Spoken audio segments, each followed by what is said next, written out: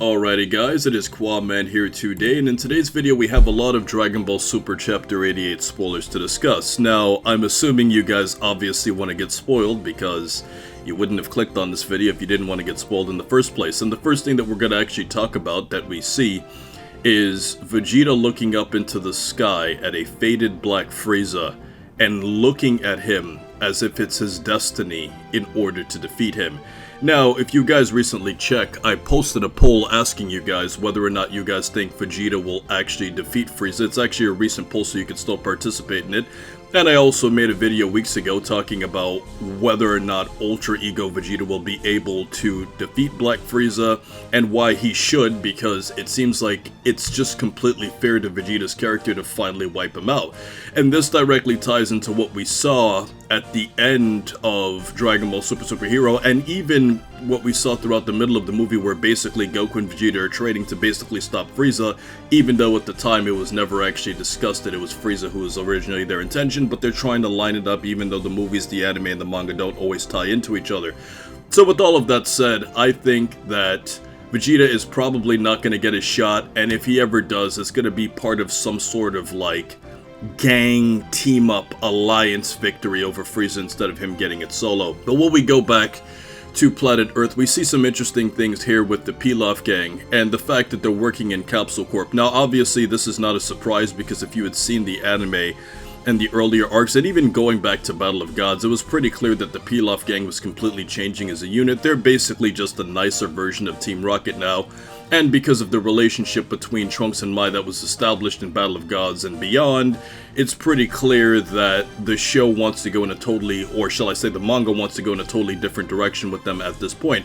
And the interesting thing about the Pilaf gang is that we see that Trunks is basically making a deal with Emperor Pilaf to essentially just create a costume for him that he can just flip on with his wristwatch, similar to what Gohan did during the Great Saiyaman arc, because basically Trunks and Goten have to use just normal clothes and they have to switch out because they don't want to use a watch because Bulma would know about it. So obviously, seeing that Trunks is making a secret deal with Pilaf to create them costumes in exchange for, you know, Pilaf getting a chance to use the Dragon Balls is obviously an interesting trade-off, but unfortunately, Bulma catches Pilaf using a surveillance camera, and then this always shows us that Pilaf will always be Pilaf in character, with the sense of he's always going to keep trying to make his great ambitions a reality.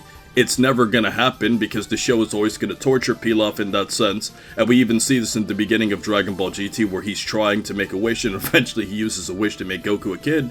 But it's things like this that I think keeps the Pilaf gang an interesting recurring character throughout the series. Now, we also see some other interesting things here too, where Trunks is walking down the street and bumps into his grandparents, which I think is hilarious because this kind of follows that whole Clark Kent syndrome where like Trunks is dressed up as a superhero but his grandparents don't recognize him.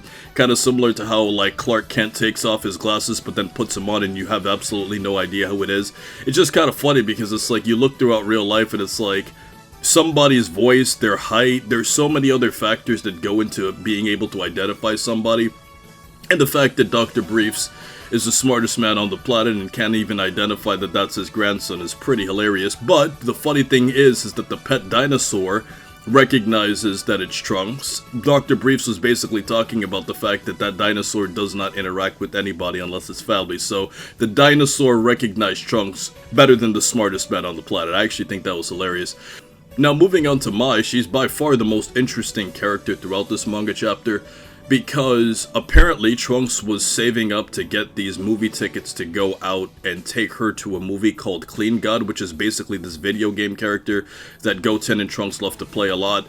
And the interesting thing about it is that Mai basically rejects Trunks because she's busy like fixing these helper robots that have been going defunct in the city.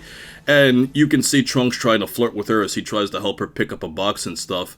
And this really goes to show what kind of relationship will Mai and Trunks have in this situation, because in the future timeline, obviously Mai and Trunks are very close, and I mean, you could flat out say that they're a couple, but the thing is that because of the circumstances that they went through, they were kind of forced into becoming close, which goes to show that when you have characters in a totally different timeline, you know, the different interactions won't always lead up to the same results, because it seems like Mai has virtually no attraction to Trunks at all. Even though there were some moments where it seems like she might have had it when she was a kid, she doesn't seem to have any attraction to the present version of Trunks, even though she was head over heels for the future version of Trunks. And this all goes to tie back into seeing Krillin and Android 18, where in one timeline 18 actually kills Krillin, but then in another timeline she's his wife. So I definitely think the way that they work out this Mai and Trunks relationship is going to be interesting, but it is cool to see that Mai has definitely aged, which is consistent with Goten and Trunks also aging, and the fact that Mai was once again a kid, but now she's basically an adult or a pseudo-adult again. Now, when we go to the actual school, which is called Blue Hall, we see that Trunks actually has a friend by the name of Compass. Now, guys, we have seen our fair share of weird Dragon Ball names out there, but this one, I think, has to take the cake. I mean, we've seen some names throughout Dragon Ball history like Piano and Oil and Gas, and Flakes and Granola. I mean, those names are so blatantly obvious what they're supposed to be, or Cooler or Frieza. I mean, even Vegeta's a pretty blatant name, Vegeta Vegetable, but man, Compass, Sharpener, and Orisa, at least they try to like kind of play with those names to make them like more normal, like. But when you start calling people Compass, guys, I mean, that is just hilarious. That is probably the funniest Dragon Ball name out there. And, you know what, we also see Goten in school. From one of these manga panels that you're seeing on the screen right here, it appears as if Goten has a black friend that seems to have like a high top fade kind of haircut, which I think is interesting because when it comes to black characters in Dragon Ball, other than Piccolo, which I just said to, you know, get a rise out of you guys, we don't have too many black characters in Dragon Ball, and the ones that are black are like blatantly obvious to be black, like Mr. Popo, or Killa, or, you know, a character like Staff Officer Black, even going all the way back to Dragon Ball. So, you know, just seeing a normal black character that's not overly drawn in a black way, you know, that's kind of like more down to earth and not as racistly drawn, I think is definitely, you know, an interesting and positive thing for Dragon Ball to have. And also, when we go back and we take a look at some of the other things here too, guys, we also get a chance to see that if Goten is in high school, it kind of makes you wonder how his character is going to be treated. Like, is he going to be treated like Gohan? Like, based off of the fact that we saw Goten playing video games and stuff, he obviously doesn't seem to be as serious with school as Gohan was, but I kind of wonder if that has anything to do with Chi-Chi's effect on him, because is Chi-Chi just more lenient with Goten? Is Goten just wired differently from Gohan to not work as hard? Because going back to earlier Dragon Ball Super, it seemed like Chi-Chi was still pretty strict about, you know, Goten's schoolwork. So it's very interesting to see what kind of student Goten actually is and what Chi-Chi's ambitions are for him. But the weirdest thing about it too is the fact that Trunks is in school, and the fact that Trunks is in school is weird because Bulma, based off of how much money she has, it doesn't really seem to make sense why Trunks would just go to a normal school.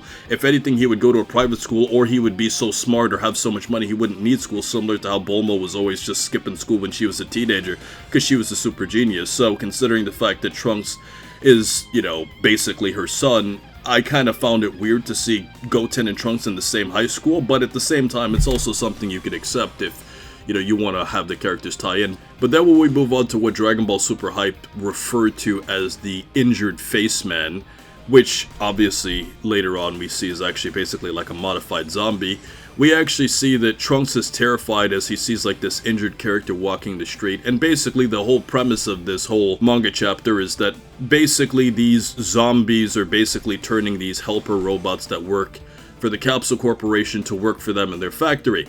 And I actually kind of like this. It's kind of like some espionage type stuff where, like, you know, an aspiring scientist or creator is basically finding a way to sabotage competition. I think that this is actually a pretty unique, interesting thing for like a filler or like side plot. And obviously his classmates who were like interested in like finding out about these ghost theories going around recently, they go towards where this is and they actually get in trouble, which eventually causes them to get saved by Trunks. And obviously Trunks, you know, knocks some stuff out. Goten, you know, tries to protect Trunks' identity and then tells his classmates that basically Trunks is not really there fighting against these, you know, robots and zombies and stuff, and basically that it's all just a hallucination, which I think was pretty hilarious because, I mean, it's just really testing the whole, you know, identity Clark Kent stuff where, like, people are too stupid to realize that that's really Trunks in a world where it's pretty clear that, like, super powerful characters exist when you consider what the Earth has been through.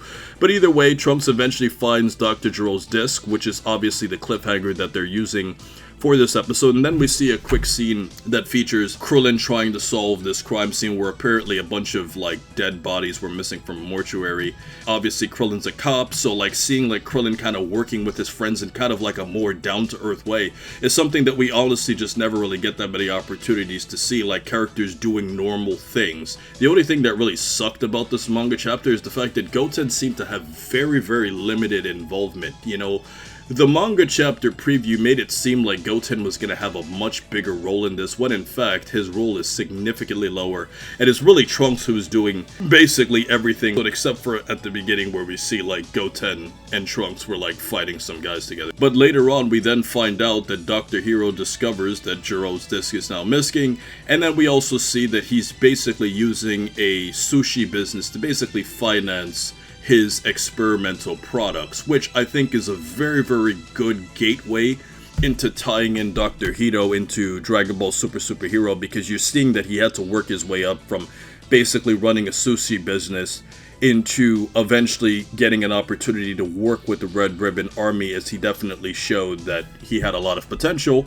And also, we also discover that Alpha 12 is basically this main, like, creation of Dr. Hedo at this particular point. He actually had a name. Trunks actually gets rejected by Mai twice in the same manga chapter, as now she's, like, working on these destroyed robots that ironically Trunks was the one who destroyed, so he basically sabotaged his own chance at a date. And this seems like a pretty good filler chapter. You know, it fills in a lot of gaps that we didn't know.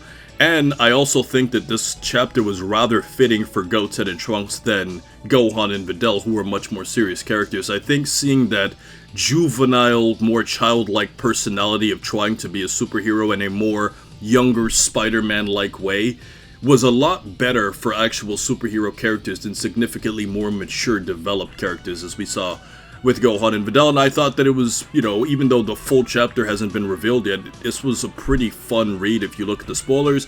Once again, thanks to Dragon Ball Super Hype for revealing all of this, and until next time, I'll see you guys later.